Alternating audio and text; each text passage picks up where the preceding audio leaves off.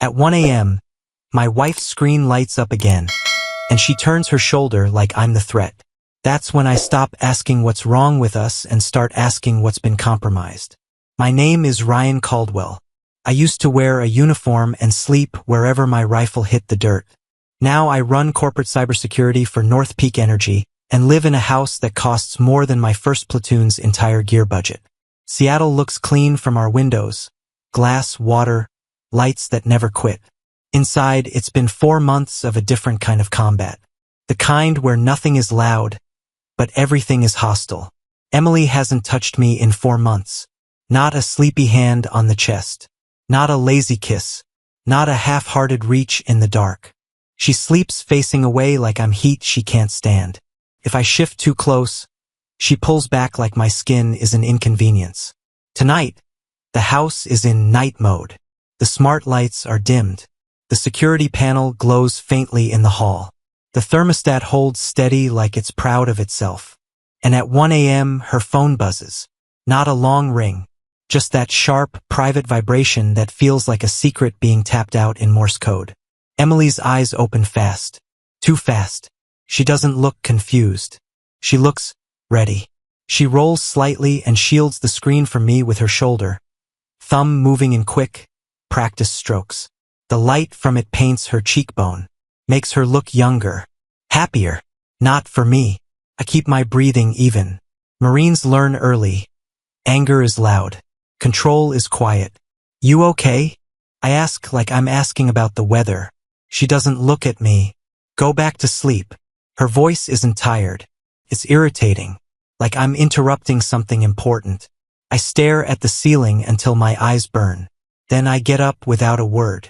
Bare feet on warm wood. The house doesn't creak. Money buys silence. It doesn't buy peace. In the kitchen, I pour water and don't drink it. The digital clock on the oven reads 1:07. My brain does the thing it always does when something doesn't fit. It starts organizing. I check the date on my phone. It's technically today our first date anniversary. The one we used to joke about because it felt stupid at first and then became ours. Emily hasn't mentioned it. No calendar reminder. No hint. No playful comments. Nothing. That's when the feeling shifts. This doesn't feel like normal marriage fatigue. Fatigue is sloppy. Fatigue is inconsistent. This has a pattern. A rhythm. Distance applied the same way every day, like pressure on a wound to keep it from bleeding where anyone can see. In my world, when a system changes behavior without explanation, you don't talk it out and hope for the best. You assume compromise. I stand in my own kitchen, staring at a glass of water, and the thought lands clean. My marriage isn't tiring. It's being managed. And if that's true, I'm already late to the incident response. Seattle morning comes in like a bruise. Gray, wet, quiet in that way that makes the whole city feel half asleep. I'm already up when Emily steps into the kitchen. Hair done. Light makeup. Not work presentable. More like she's going somewhere she wants to be seen. She moves with a calm energy I haven't gotten from her in months. It isn't joy exactly. It's anticipation. She doesn't greet me. Not really. Just a quick glance that checks my position like I'm furniture that might be in the way. The espresso machine hisses. The house smells like roasted beans and expensive dish soap. She taps on her phone while the coffee pours, eyes flicking to the screen like she's waiting for a green light. Her phone buzzes, and she reacts too fast. Not a casual glance. It's a snap, hand closing around it, screen tilted away, thumb already moving. Hungry for whatever's there. Like the message matters more than the room she's standing in. I watch without staring. The trick isn't to look away. The trick is to look normal. You're in early mode, I say, keeping it light. I have a lot going on, she answers. No warmth.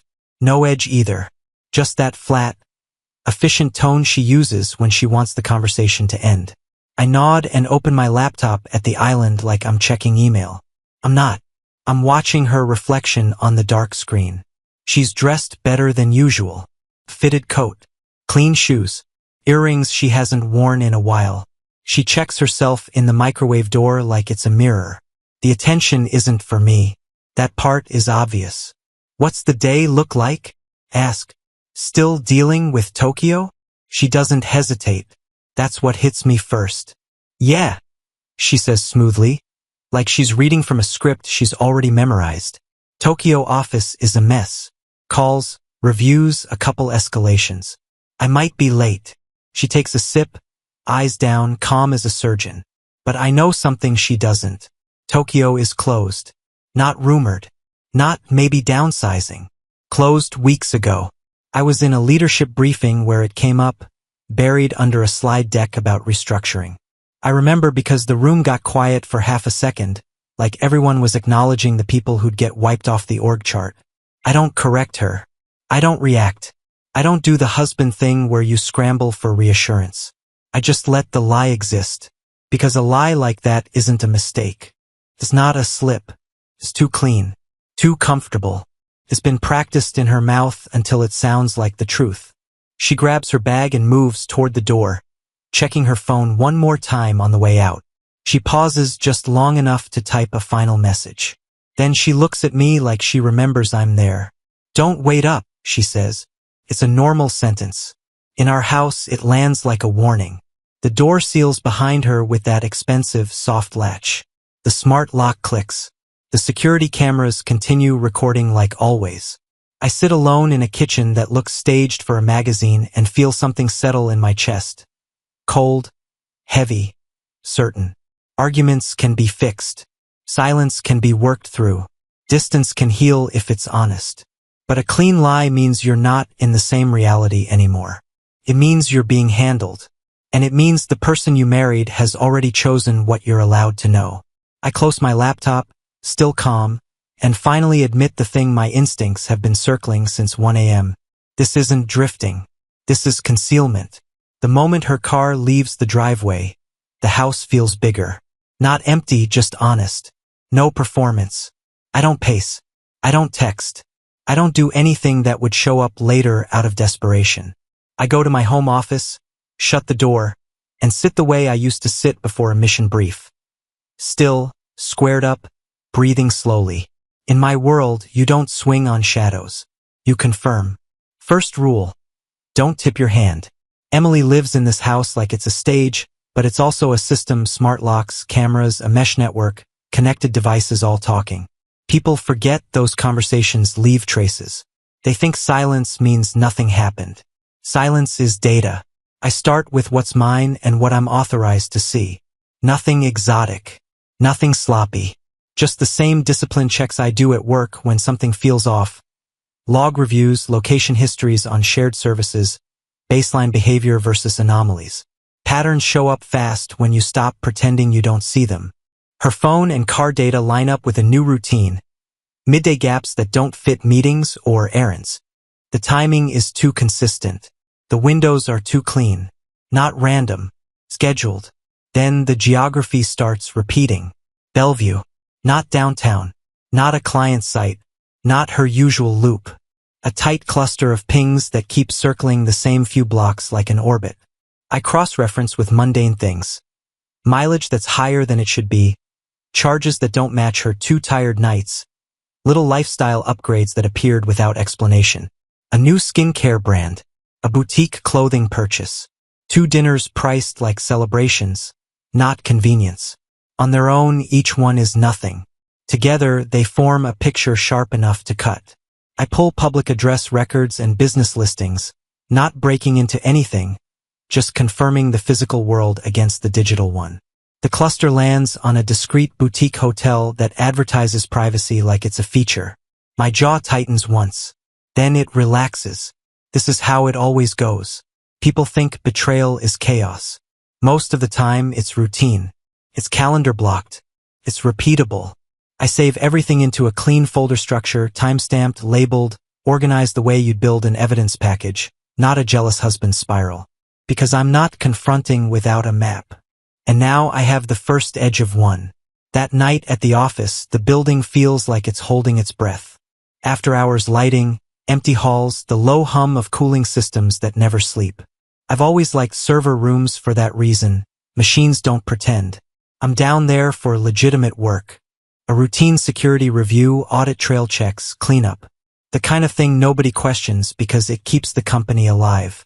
I move steady, badge where it belongs, face neutral. And I keep my eyes open. Emily's phone habits have been loud without realizing it.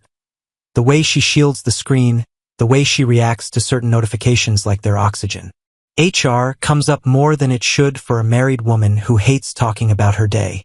So I verify the simplest thing a security guy verifies, what a label is hiding. Not the content, not anything dramatic, just the metadata, numbers, timestamps, frequency. The skeleton of a conversation tells you plenty. The contact saved as HR isn't HR. It's a direct line to Nathan Blake, North Peak Energy's CFO. I stare at the name like it's a misread at first, like my eyes are trying to protect me by refusing to see what's there. But systems don't lie. People do. I pull the thread back through time message patterns, spikes at 1 a.m., weekends, the same Bellevue windows I've already mapped. The work excuses, the Tokyo lie. It all snaps into alignment so clean it almost feels respectful. Then I see enough of the tone to know exactly what this is. Starts professionally, short, safe, corporate. Then it slides. Inside jokes. Familiarity. Late-night comfort that doesn't belong to a married woman. Words that read like hands in the dark.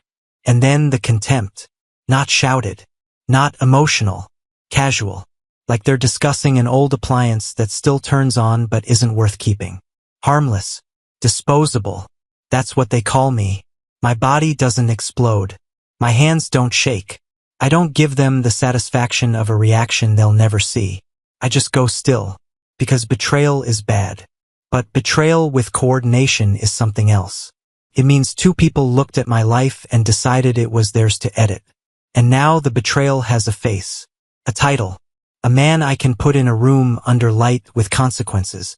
I close the file, lock my expression into place, and walk out of the server room like nothing happened. Inside, the truth rearranges everything. Quietly, permanently. For the next few weeks, I will play my role. I'm the husband who doesn't notice the locked screen angled away. The man who accepts long day like it means anything. The guy who keeps his voice even and his posture relaxed. Because the easiest way to catch someone is to let them keep believing they're smart. I brought flowers once. Not a grand gesture, simple, clean, the kind you can pretend is habit. Emily looks at them like they're a misdelivered package. You didn't have to, she says. I wanted to, I answered. She sets them on the counter without smelling them. At night, she stays cold. Not angry, not guilty, just absent. Like she's already living somewhere else and only visits this house to recharge. I keep the house running. I cook. I clean. I say good morning. I ask about her day the way a polite coworker would. I make myself predictable. Safe. The anniversary comes and goes. Our first date anniversary. The one we used to treat like a private holiday. That morning I mentioned it once, casually, like it's no big deal. Today's that day. I say, sipping coffee. She doesn't even blink. Ryan, I can't. I'm exhausted. Maybe this weekend. No apology. No softness. Just dismissal wrapped in fatigue. Okay, I say. One word. No fight. That night she came home late. Drops her keys quieter than usual. Doesn't meet my eyes. Goes straight to the shower like she's rinsing off a place that isn't ours. I don't ask questions. Questions are for men who still think they're being told the truth. 2 days later, I'm doing laundry, normal domestic stuff, the kind of thing that makes you look harmless. Her coat is draped over a chair in the entryway. Designer. Clean. The pockets sit heavy. I don't rush. I don't tear through it like a teenage kid looking for evidence. I reach in and pull out folded paper. A receipt. Restaurant header. Date. Time. Table for two. Champagne. Oysters. A plated dessert with some ridiculous name that costs what my mom used to spend on groceries for a week. The timestamp landed right in the middle of the night and she told me she was too tired to celebrate. I stand there holding a thin strip of paper that weighs more than the coat. This isn't just cheating. Cheating can be weakness, impulse, or stupidity. This is choice. She didn't forget me. She replaced me. She didn't drift away. She walked away in heels, ordered champagne, and laughed across a table while I sat in our kitchen pretending I still had a wife. I don't crumple the receipt. I don't shout her name. I don't do anything that would make this emotional. I took a photo, front and back. I log it. I file it like a piece of physical evidence. Then I fold it back exactly the way I found it and slide it into her pocket again. Because now it's not about my hurt. It's about exposure. And I'm done treating this like a marriage problem. I'm treating it like an operation. Once you see the pattern, you stop staring at the marriage and start staring at the system around it. Affairs leave emotions. Crimes leave trails. I shift focus to the part of the world that doesn't care how charming you are. Numbers, approvals, signatures, timestamps. The stuff that holds up in rooms where nobody asks how you felt. At work, I don't dig. I will review. I audit. I do my job the way I'm paid to do it, clean, documented, inside policy. That matters. If this turns into a legal fight, I'm not handing anyone a reason to discredit the truth. The first anomaly is small. A vendor name I don't recognize, billed as strategic marketing consulting. One invoice, then another, then a neat monthly rhythm. The amounts are always just under the threshold that would trigger deeper review. Whoever set it up wasn't stupid. I pull the vendor file. The address is a mailbox service. The phone number routes to a deadline. The consultant has a website full of stock photos and vague promises. Nothing real. Just enough to look legitimate if you don't look twice. So I look twice, then 3 times. I connect approvals and see the same names touching the workflow like fingerprints. Nathan Blake's office and quietly Emily's. Not just as a bystander, as a helper, nudging, smoothing, redirecting questions, removing friction. I follow internal email threads tied to the invoices and the budget shifts. The language is careful, corporate, and polite, but the intent is clear. Push money through, keep attention off it, and punish anyone who asks the wrong questions. One executive gets painted as uncooperative. Another gets left off meetings. A third gets boxed out of visibility right before performance reviews. The sabotage with a smile. By the time I'm done, the total isn't pocket change. It's millions. And something in me relaxes, not because I'm relieved, but because I'm no longer trapped in a personal argument. This isn't just my wife choosing another man. This is 2 people treating the company and everyone under it like a resource to strip. Now I have a path that doesn't rely on heartbreak. It relies on documents. Harold Moore doesn't do drama. He built North Peak from a rented suite and a folding table, and everyone in the building knows the same rule. If you walk into his office, you'd better be holding something real. I request 15 minutes. No subject line beyond risk briefing. No emotion in the ask. Just time. He gave it to me the same day. His office sits on the top floor. Glass walls, clean angles, the city laid out like a map beneath him. Harold is standing when I enter, sleeves rolled up, no tie, the kind of posture that says he's never needed permission. Caldwell, he says. Talk. I don't sit until he does. Old habits. I slide a folder across his desk, printed summaries, timelines, financial trails, and a clear index. I've learned that powerful men don't want a story. They want structure. This is a coordinated fraud scheme, I say. Shell vendor, invoice slicing, approval manipulation. Total exposure is in the millions. His eyes move fast, not reading every word, scanning for weight, for truth. He's done this his whole life. He knows what a clean package means. And, I add, keeping my voice level, it's tied to Nathan Blake. Harold's jaw tightens. Just once. I set the second packet down. Smaller. Cleaner. The kind of thing you don't want on your desk but can't pretend isn't there. And my wife, Emily. That one lands. He doesn't flinch, but the temperature in the room drops. The man's expression doesn't turn angry. Turns cold. Like a door closing behind his eyes. He flips to the communication summary. Then the timeline. The hotel location correlations. The approval chains. The internal sabotage threads. He looks up at me. You're sure? I verified every file. I say. Multiple sources. Consistent pattern. No assumptions. Harold leans back, Silent. The city keeps moving outside the window like nothing's happening. Inside, something final is forming. Finally, he speaks. Charity Gala is tomorrow. Yes, sir. He nods once, small and decisive. Good. That's where they'll be comfortable. That's where the donors are. That's where the board shows up. His eyes go back to the folder like it's a target. We'll make an example, he says. I don't smile. I don't celebrate. I just absorb the timing like a mission clock starting. Because now it isn't just my truth. It's the one person in the building who can turn truth into consequences. And he just picked the stage. The Grand Aurora Hotel smells like money and polished wood. Crystal lights overhead. Black suits. Dresses that cost more than my first car. People smiling like they're being paid to. Emily is perfect in this environment. She moves through the room with that practice corporate wife glide. Chin up, laugh ready, hand on my arm only when someone important is watching. To anyone else, we look like the kind of couple you put on a brochure. Nathan Blake circles near the stage like he already owns tomorrow. He shakes hands, collects praise, throws out quiet jokes. He's comfortable. He thinks he's untouchable. I don't glare. I don't brood. I blend. A Marine learns early. The loud man gets watched. The quiet man gets close. Harold Moore arrives without ceremony. But the room shifts anyway. Founders have gravity.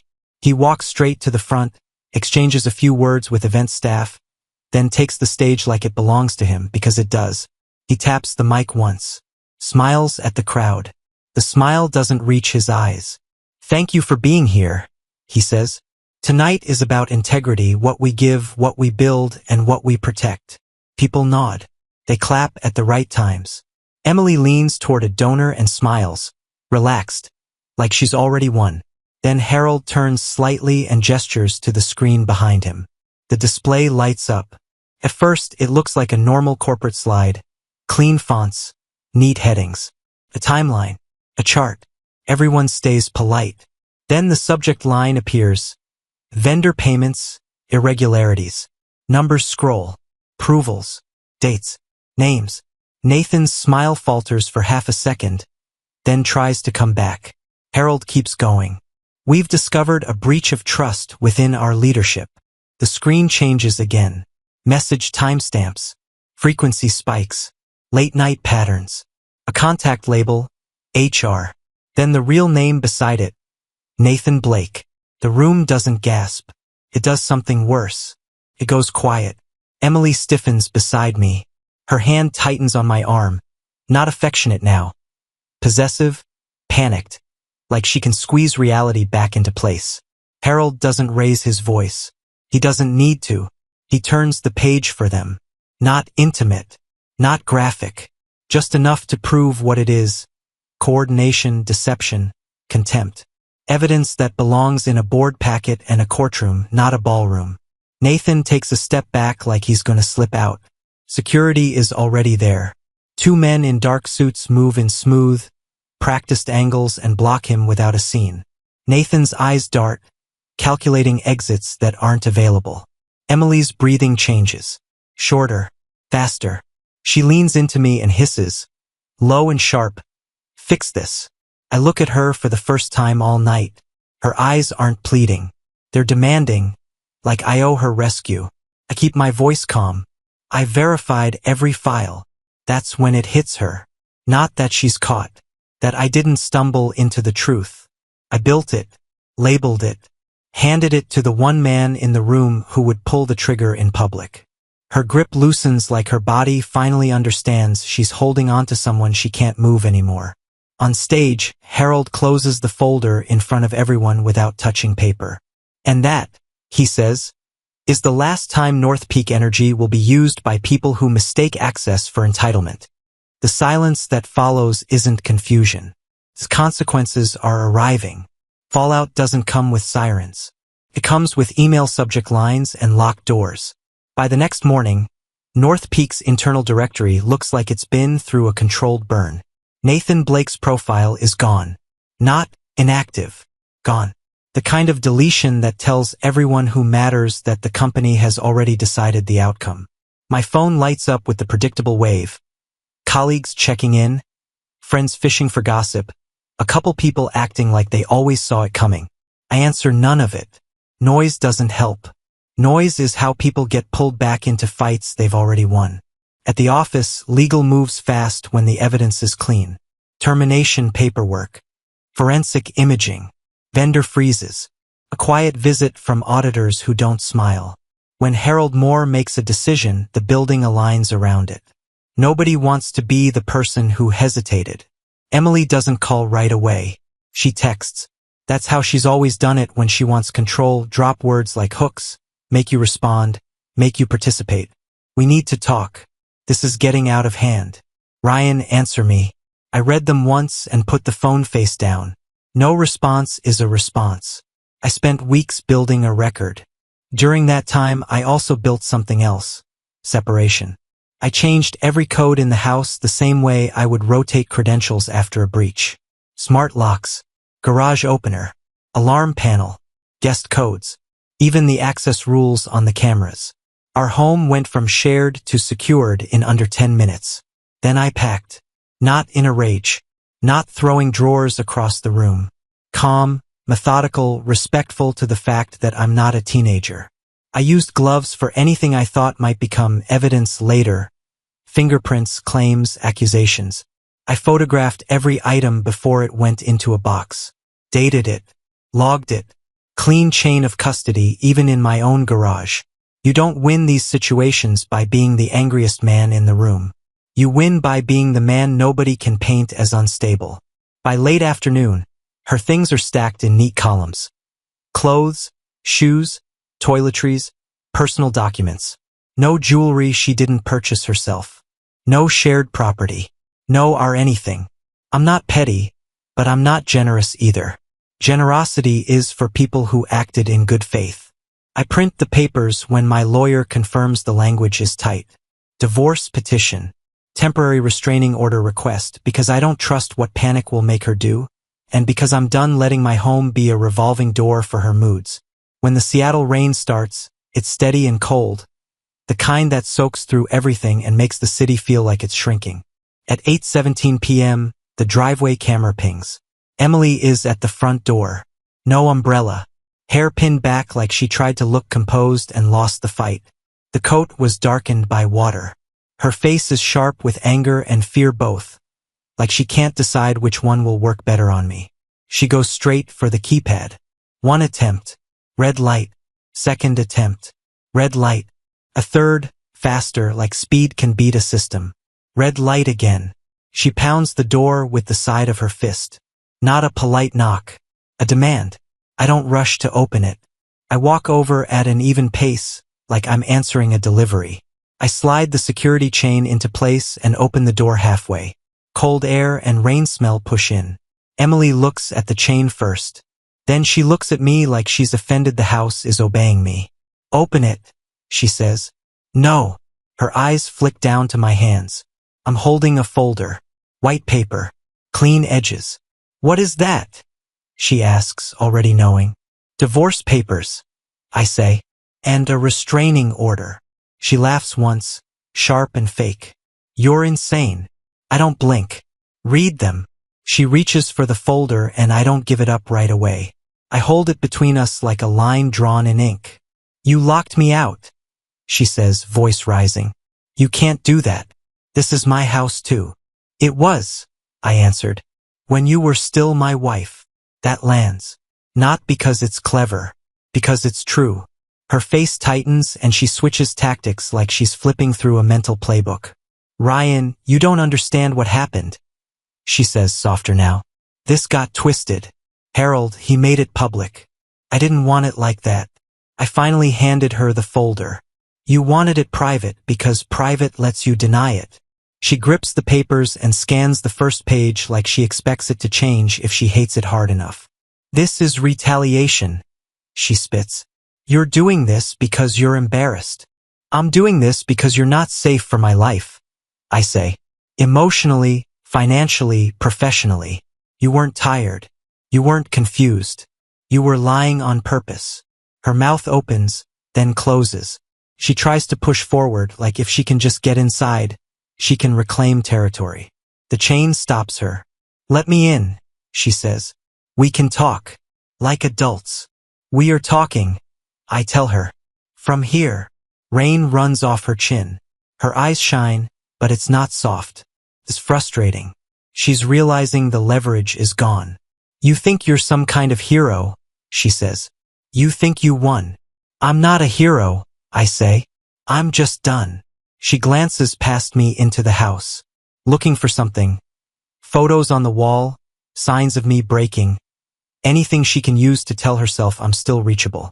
There's nothing. The entryway is clean. The lights are warm. The air is calm. My home is no longer a negotiation. I need my things, she says, voice cracking at the edge. Your personal items are boxed, I answer. In the garage. I'll have them moved to the curb tomorrow at noon. You'll pick them up with a police escort if you want. You won't enter the house. Her eyes flash. You're treating me like a criminal. I hold her gaze. Then don't act like one. For a moment she just stands there in the rain, papers in hand, like she's waiting for me to soften. I don't insult her. I don't yell. I don't tell her what she did in graphic detail. I don't give her a scene she can replay later and use to paint me as the villain. I give her the only thing that matters. Finality. Goodbye, Emily, I say, and I close the door. The lock clicks. The chain drops. The system seals. Her voice becomes muffled noise on the other side of expensive wood. In the silence that follows, I don't feel empty. I feel clean, like a compromised system finally patched. Like a man who stopped asking for love from someone who only understood control. And for the first time in months, the quiet in my house isn't evidence anymore. It's peace. Subscribe and stay one step ahead of cheaters. And trust me, the next story makes this one look like a fairy tale.